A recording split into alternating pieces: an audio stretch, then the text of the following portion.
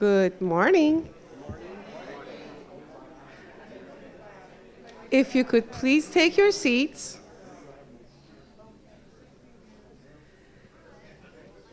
And just like any other good program, we are a bit behind the time, but it's a fabulous day. So on behalf of the Professional Development Committee, Joanne Levy, myself, the co-chair, I'd like to welcome you all to our annual Professional Development Day. So the day is full, planned with lots of professional development activities and obviously delicious lunch.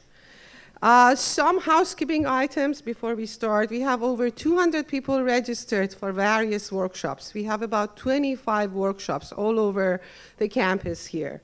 So please make sure that they are running simultaneously in the morning, in the afternoon. So make sure you have your sheet as where you have signed up for. If you haven't signed up for anything, there's still plenty of opportunities. So they are set up there.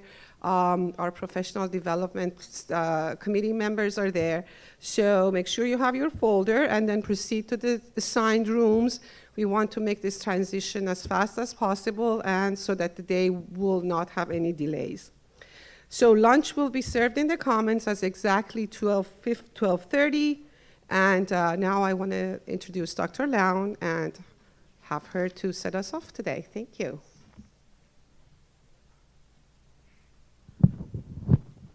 Good morning, everyone. Thank you for coming. As you know, all across the country, colleges are struggling with the cost of higher education. This has produced a dramatic urgency, certainly that is unique in my career, about how we can contain costs for students and get them to graduation. And that is the whole goal, getting students to graduation. Graduation rates for two-year colleges across the country are somewhere around 25%. They changes a little year to year. And for four-year colleges, it's somewhere around 50%. So we're not getting the job done, and we're attacking this one bit of evidence, one bit of content at a time, trying to move the needle. I quote Joe Hines all the time because he said about, probably soon after he came, that when a student doesn't graduate, it's an economic death sentence. And that probably is the best description I have ever heard of not getting our students to that final goal. New Jersey recently passed a bill that is mandating that colleges look at OER and digital resources. That increased the ante there. We're now being forced by law to take this seriously, look at it seriously, so that again, we can get our students to goal. This morning, we're privileged to have the Cengage team here, and they are here in full force. I'm not sure why they're behind these ropes that they're a little worried about. I'm not sure. Are you worried? So we've planned a great day for you, hoping that all of this is going to be helpful to a smooth start. I was just saying, once in my career, I helped to move an emergency room, an entire emergency room at 2 a.m. to another building. We built a new building, and in an hour we did it. We moved the entire emergency room without any disruption to patient service. So it was actually a great experience watching how smoothly a team can make something get done when they are absolutely committed to it and when it matters. So I have every belief that we're going to be able to start the semester relatively smoothly. I know that there will be glitches. There are always bumps in the road that are unexpected. I'm sure you're all driving around the potholes of New Jersey. Every once in a while my car hits one of these dramatic potholes, and I can actually feel my brain shaking in my head. So I know that there are going to be some slip-ups at the beginning of the semester, but what we're trying to do is make this as smooth as possible and provide you and the students the resources that you're going to need. I hope that you have a great day. I'm going to sit up in the back and listen to this initial presentation, and I'm going to give the program back to Dr. Asani now. I'm going to say one more thing. I'm always remiss in not thanking Professor Levy enough for all the work she does. She's really almost a quiet...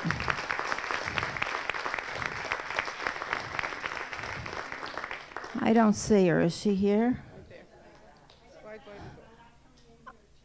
Okay.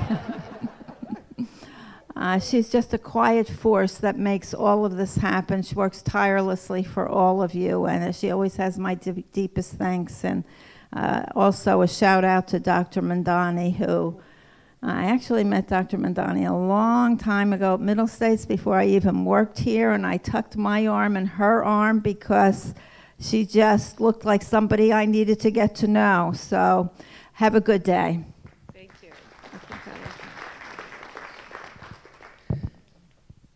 Thank you, Dr. Lown. And it is my pleasure to introduce our keynote speaker today, Mr. Fernando Bleichmar. I had an opportunity to briefly chat with him this morning. He is coming from an absolutely amazing background, and I am very pleased that we have him today to give us an overview of what's going on. Just a little bit of a background on Mr. Bleichmar. He is a general manager for U.S. higher education for Cengage, serving on the executive team and reporting to the chief executive officer. In this role, he's responsible for working closely with the executive team on the continuing evolution of Cengage product development and the oversight of corporate development and competitive intelligence. Earlier in his career, Mr. Bleichmar served 8 years at the Boston Consulting Group, where he specialized in information services and corporate development, and also worked as CEO and advisor for Central ELIA, a professional university focused on psychology studies in Mexico. Mr. Bleichmar holds an MBA from Columbia University and a bachelor degree from University of Pennsylvania, and he is based out of the Cengage Boston MA office. And he made the trip all the way from Boston to us to be with us today. So thank you very much and welcome. It's yours. Thanks so much. Good morning. Can everybody hear me okay? Great. My name is Fernando Bleichmar. I'm the general manager for Cengage for US Higher Ed. I'm very excited to be here with all of you, and I know the Cengage team is as well. We're looking forward to working together today and for the next few years together. Just a little bit on my background. Like many of you, I have spent my entire life in education. My parents were psychologists, like Dr. Asani, and they started hosting teaching groups in the back of my house. And those groups started growing, and more people came. And this was 35 years ago. And then they said, well, we might as well start teaching some certificates. So they started teaching in the house. And then over time, it became a school. And they started offering undergrad, and it became a college. And then they moved it and started a small college. And I grew up there. I literally grew up in the aisles every day, helping with whatever I could. I was doing promotions on the weekends, helping with PowerPoints and photocopies. So education has been in my blood since I grew up.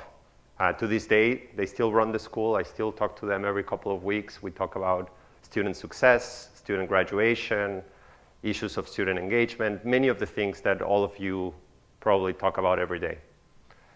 I am also have gotten the benefits of education, and in exchange have spent most of my life trying to pass it forward and have the impact. So I'm a first generation US college student. I came to the US at 18 to do college education, and I did a transfer as well. So like many of your students, I went through that complexity of coming to the US, being a first US generation student, figuring out not just how to succeed as a student, but to succeed in life through education. So a lot of my life at Cengage has been how do I then use Cengage as a tool to impact in education at scale the same way that I've received the benefit from education. So what I'd like to do today is talk to you a little bit about Cengage. We are starting a partnership together. I think it's very important when you're starting a partnership to know who you're talking to, who's your partner, what do they stand for, what do they value. Before I do that, on the way over yesterday on the train, I always like to do research about where I'm going to speak. And what I do is I look at what your customers say about the school. What do the students say about Union? And let me show you what I read over. Let me see. Here we go. So I read over 100 reviews, and this is what came out. So there was in the website, there was something that said, in one word, how would you describe the school? And the word that came out was diverse. 70% of students said that professors, all of you, put tremendous effort in helping them. There was this sense of that this school really cares. There's a quote that someone says, they have your back. A lot of mention of the tutoring that's available to all the students. And a lot of mention of the affordability. And it was this combination of affordability and caring to help students succeed that resonated so much for me.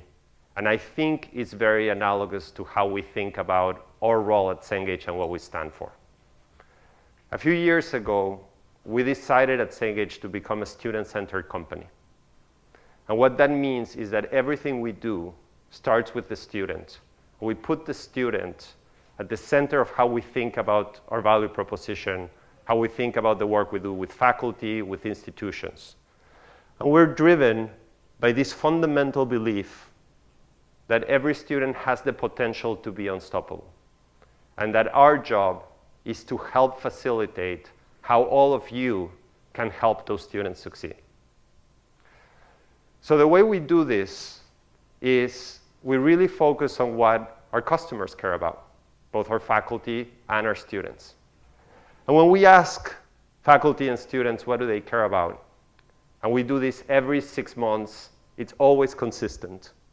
Affordability, easy to use, reliable, and quality.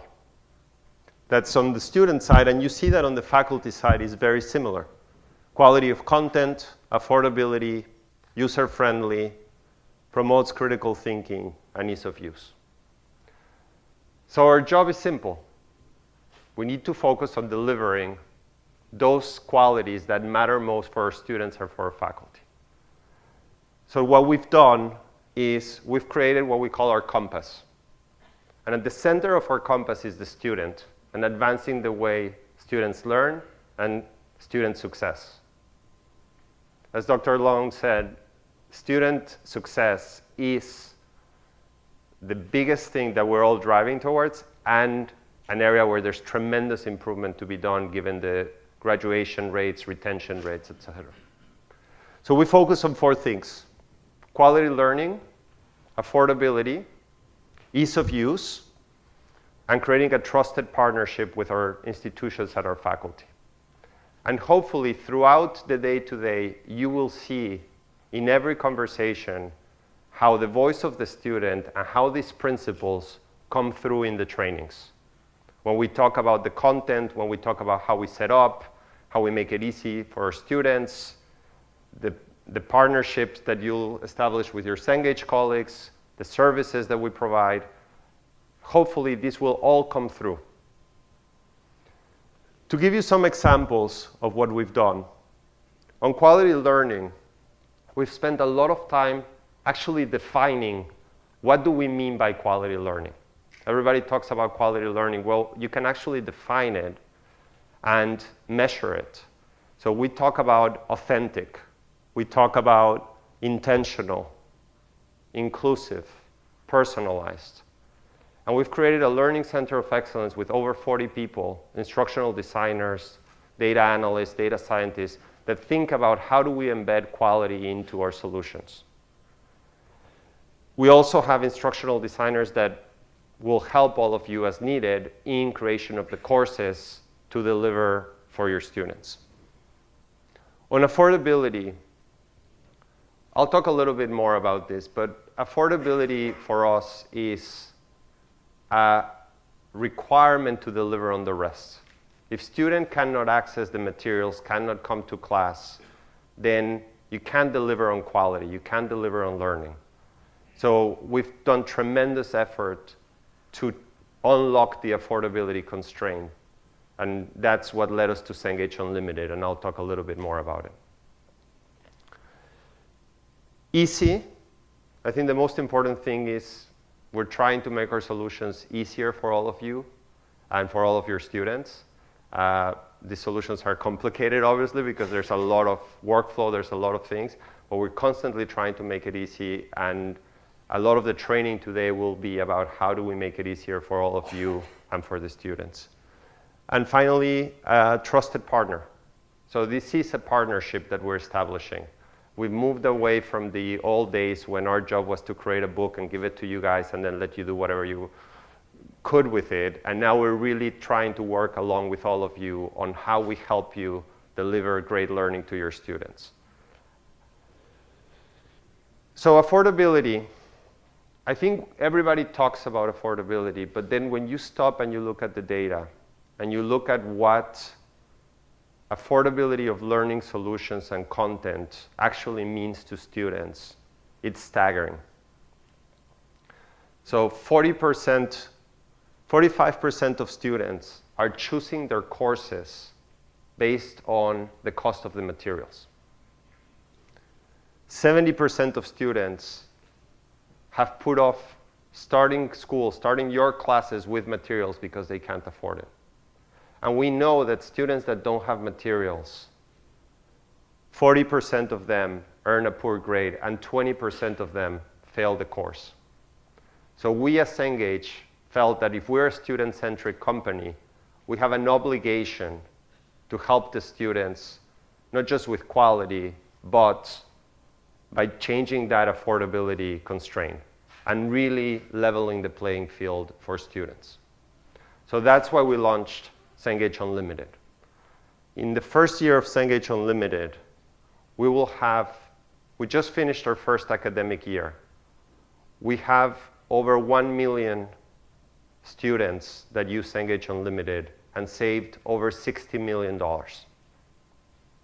And by end of the second academic year, which is this one that we're about to start, we expect that number to be over 1.5 million students and to save those students over $100 million. So we think this is impact at scale. What you get with Cengage Unlimited is the entire catalog of materials. All of our content, all of our solutions. So I was just overhearing, we've now mapped 188 courses that all of you are teaching to Cengage materials so that you can deliver that quality learning and that affordability to your students. We're also starting to build add-on solutions that help students. For example, a career center that helps them understand what are their options and how do they navigate to finding a job, and a college success center that can help students like myself to actually learn how to be a college student. How do you plan your time? How do you manage your time? How do you take notes? All of those things. So we're continuing to build on it to try to help students and help all of you help students. So that's what we stand for. That's what we believe in. As we go into this partnership together, my commitment to all of you, and I think the Cengage's team commitment to all of you, is that we truly will be a partner that helps you along the way, that we will continue to invest our time, our money, our efforts to make our solutions better for the students, that we will give you customized one-on-one support as needed to help you help your students. And in exchange, my ask for all of you is that you think of us as a partner and that you allow us to help you in the best way that we can. That you tell us how to do better, that you challenge us. We're a learning company, so we take learning very serious. We take input very seriously, and we try to learn. So challenge us, tell us how we can help you more. And then, as Dr. Lon was saying, there is a learning curve. We are starting a new relationship. There will be some moments where something doesn't work out. It always happens. We've done over 40 of these institutional partnerships. Something always goes wrong. And we remediate very quickly, and we help as much as we can very quickly. But I do ask for some patience along the way, because this will happen. So with that, I just want to close with, this is the Cengage team. It's a picture that was taken in December when we were all together. And I think what you'll find when you meet people at Cengage and when you talk to them is like many of you, and like myself, each of them have a very strong link to education and to the mission of helping students succeed. A lot of them were teachers, have relatives that were teachers, spend a lot of their life in education. So there is a common belief, a common set of beliefs, and a common desire to help students succeed that they share with all of you.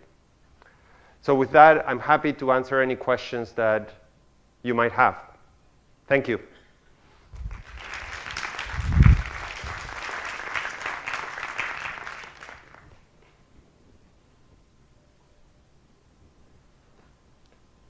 The last group in my last university, tons of questions, great ones.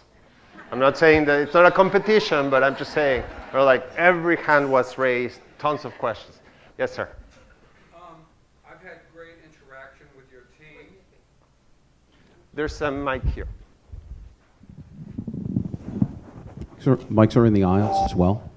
Oh, Sorry, you see that. I'll take it. Thank you. I've had great interaction with your team, but my question still is, with all the titles that you have, you still do not necessarily have enough titles for all that we teach. So we're taking pieces from one textbook, then we are then required to support that through iQuestia or through our library or through an OER source.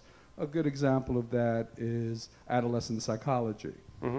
So at what point will you be bringing in titles that support those courses that we are teaching, rather than for us to create the information? Yeah. Because it's a tremendous amount of work for all of us. I think that is very fair. We're continuing to grow the catalog every day. I know I was just overhearing that Psych 206 is one of the areas that we're still trying to cobble it together, which I think is adolescent psychology.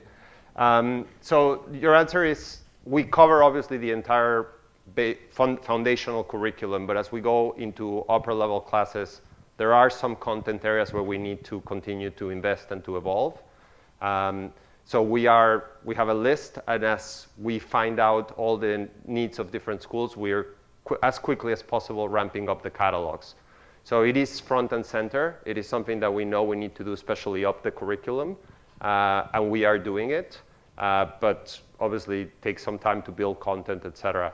So the answer is, we're aware of it and we're going as fast as we can. Second point. Yep. Thank you. Second point is that there are some courses that we teach that never had a particular textbook, or you can't obtain, like current issues in psychology. Mm-hmm. But one of the ways to get to iQuestia means that you may have to upload a textbook that has nothing to do with that specific course. So when I was online the other day through a conference, which was really wonderful, I said, okay, let's use a general psych textbook, because that way it'll cover the foundation, Right. and then we'll build from that. And then I found out that by selecting that general psychology textbook, it did not have iQuestia attached to it, which meant that I had to select another textbook that had that access and then bury it so that it wouldn't be seen by students. So again, we would like to be able to obtain iQuestia without necessarily having to select the textbook. So I would like to know what technology is in place to allow that to happen, so we don't have to bury information. So In other words, I don't want to see, family psychology in a course that doesn't apply to it. I think it's a very good question that, unfortunately for you, I'm not the best person to answer. But we'll have a couple of colleagues here that can, I assume over the next few hours, can walk you through how to do it, how to customize the course, how you share and show different assets. So I think that's part of the training that will happen today. Great, thank you. Yep, and all the way in the back.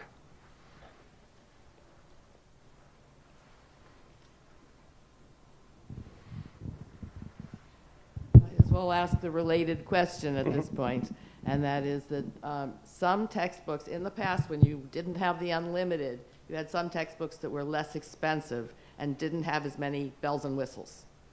That still applies. But now that we're all on unlimited, and we have chosen a textbook for one of our main courses that was one of those because it's a better reading level for our students, doesn't have all those wonderful bells and whistles attached. Is there a plan to incorporate all of those additional materials in the textbooks that used to be considered bare bones? Yeah, so we're working systematically through it. What we do is the bells and whistles, as you as you call them. We spend a lot of time thinking about the actual learning path of that student in that course with that faculty. And different courses have different requirements and needs of digital. So we are systematically going course by course and adding the right bells and whistles rather than just putting everything in the kitchen sink. I was talking to Tom today and he's using Waze, the map navigation. And Waze tells you when there's a pothole, when there's a cup, when there's a Dunkin' Donut. Like, it's too much. I just want to go straight. So that's what we're doing very carefully is grabbing those content sets and adding the right digital solutions and the right digital experiences that are fit for purpose. But we're systematically adding it to the entire catalog. Is there a way for us to ask specifically when we're talking to your people about whether that can be done for our particular course and book? Yes. Okay, thank you.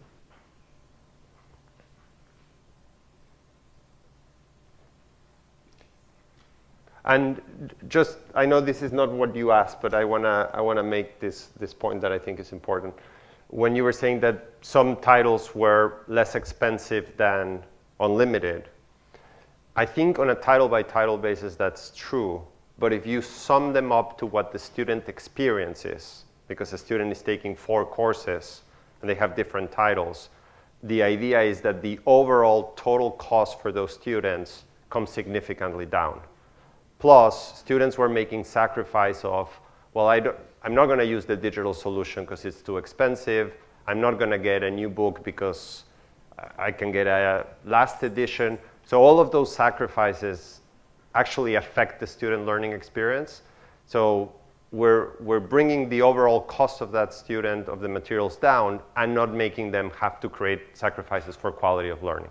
That's the intention of the unlimited model. Right, but now that they're paying the unlimited price, one would hope that they would have access to the materials Yes. as with a different text. Absolutely. And I think that's a conversation that hopefully you'll bring up today, and I'm sure as part of the partnership and how we work together, I'm sure we can find what assets you want to add. Hi. Hi, hello. I'm going to change the topic a little bit. You mentioned about Career Center and a College Success Center where they help the students how to be a student. How about tutoring? So we have not, we've done a partnership with a company that offers tutoring, but we have not done full tutoring offering to students. It's something we've looked at. A lot of the times what we find is that the most useful tutoring is in the context of that student, which I think is what you guys do here at Union. So it's something we're looking at and how we scale it, but we haven't yet figured out exactly a way how to provide tutoring as part of Cengage Unlimited. But it's in the list. Okay, thank you. You're welcome.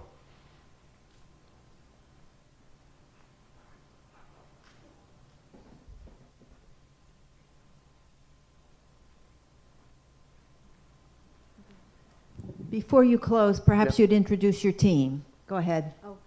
I was going to say that Cengage Unlimited, does it overlap with any of the other Cengage products like the GVRL ebooks or the Cengage databases? Because I'm in the library and I just want to make sure we're not duplicating something. It does not overlap with, I think, most of the library offers for Cengage. There might be a couple of items that cross across the catalog, but very limited. Because most of the library products are more on reference side, and rather than on the academic textbook side. Okay. Because I saw that you have like 23,000 ebooks, but those wouldn't be overlapping with the GVRL type? No, they should not. Okay. Yep.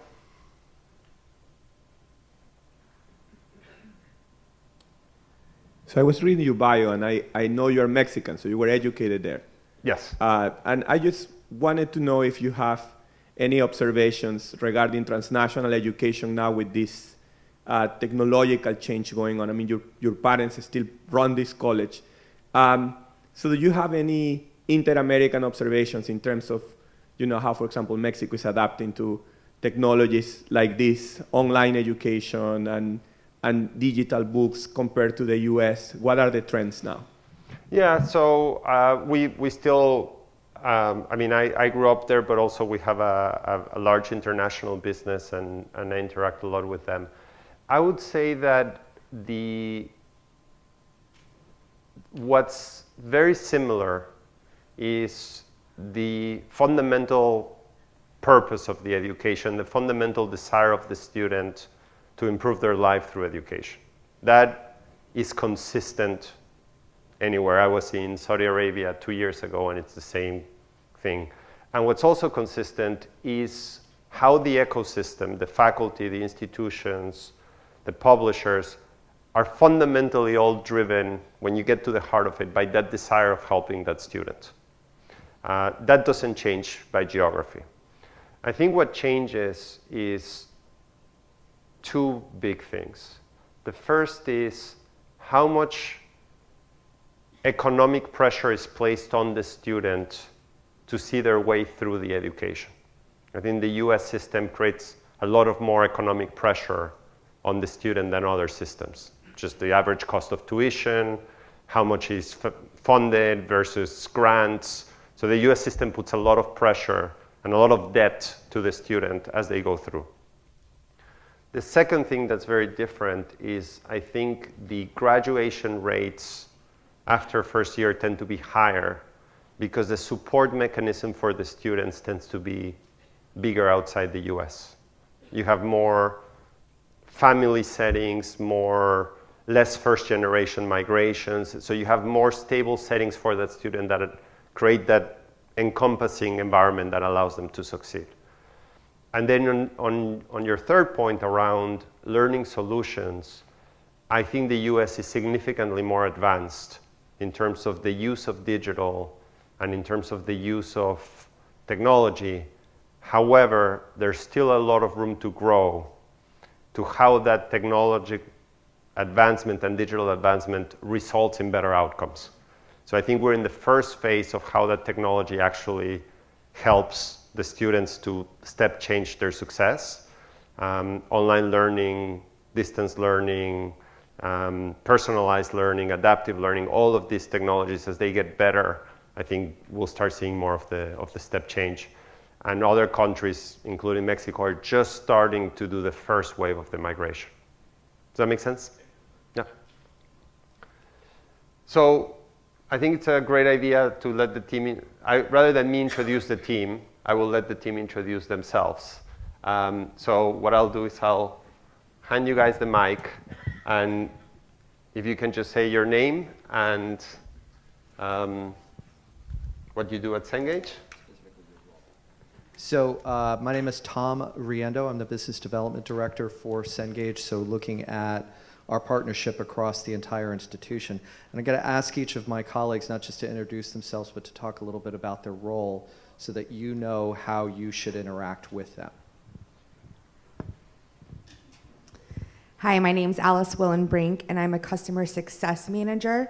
My job for working with all of you is a very specific list of disciplines, but I do training on how to set up your course, customize, and do the integration into Canvas, and then also support you throughout the semester.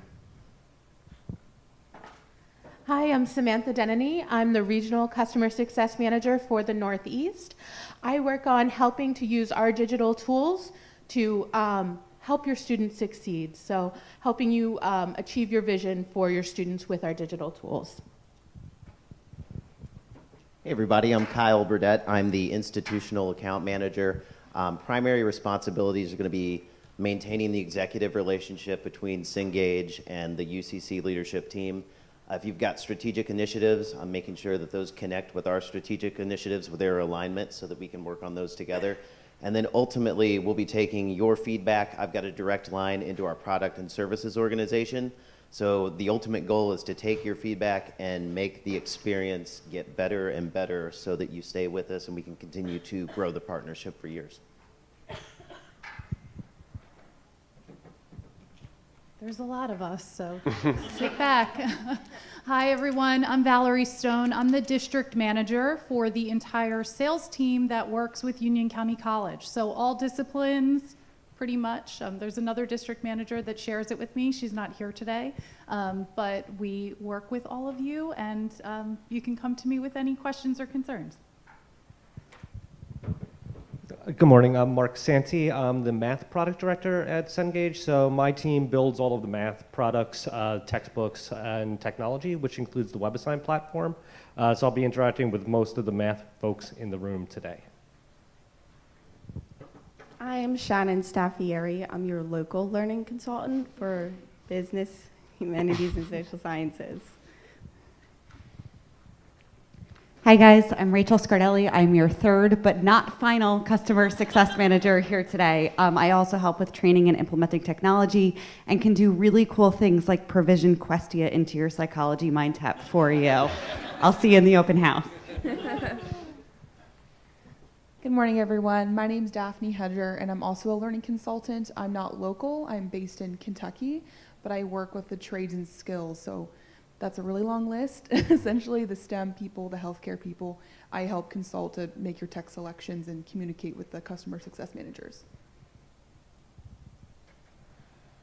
Good morning, everyone. My name is Kristen Kieser. I'm the key account manager with Cengage locally, Union being one of the key accounts. I know quite a few of you.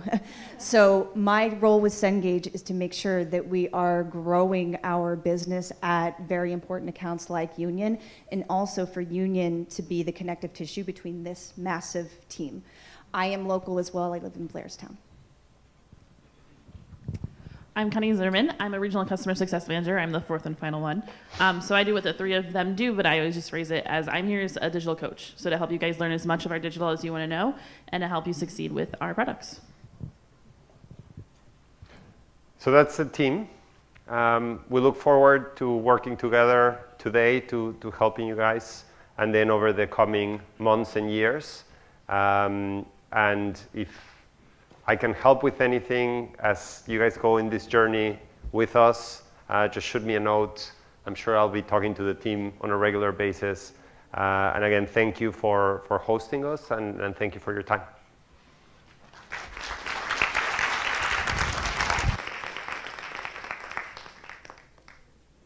Thank you, Mr. Bleichmar and the whole team who are here. I'm sure we will have a lot of conversations today.